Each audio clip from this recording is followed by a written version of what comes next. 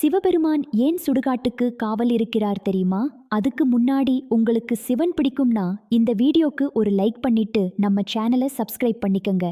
பார்வதி தேவிக்கும் இதே கேள்வி எழுந்தது. இந்த பூமியில் எவ்வளவோ இடம் இருக்கையில் நீங்கள் ஏன் சுடுகாட்டில் தங்குவதற்கான காரணம் என்னவென்று கேட்கிறார். அதற்கு சிவபெருமான் சொல்கிறார், எல்லா மனிதர்களும் இறந்த பிறகு வரக்கூடிய ஒரே இடம் சுடுகாடுதான். தான் உயிருடன் இருக்கும்போது கடவுளிடம் வந்து உண்மையான அன்போடு யாரும் வேண்டுவதில்லை. எனக்கு இதை கொடு அதை கொடு என்றுதான் வேண்டுகிறார்கள். அவர்கள் இறந்த பிறகு அவர்களை நினைத்து உறவினர்கள் சிறிது காலமே கவலைப்படுவார்கள். பிறகு அந்த நபர் சேர்த்து வைத்த சொத்து சுகங்களை தேடிப் போக ஆரம்பித்து விடுவார்கள். அப்பொழுதுதான் அந்த ஆன்மா உணரும், வாழ்நாள் முழுவதும் செல்வத்தை நோக்கி ஓடி வீணடித்து விட்டோம், மோட்சத்துக்கான புண்ணிய பலனை சேர்த்து வைக்காமலேயே விட்டுவிட்டோம் என்று. அந்த ஆன்மா கலங்கி தனியாக நிற்கும். ஆனால் நான் அந்த ஆன்மாவை தனியாக விடமாட்டேன். மயான பூமியிலே அந்த ஆன்மாவிற்கு துணையாக இருப்பேன். இந்த ஜகத்திலுள்ள ஒவ்வொரு ஜீவராசிக்கும் நானே தந்தையாக இருக்கிறேன். எனவே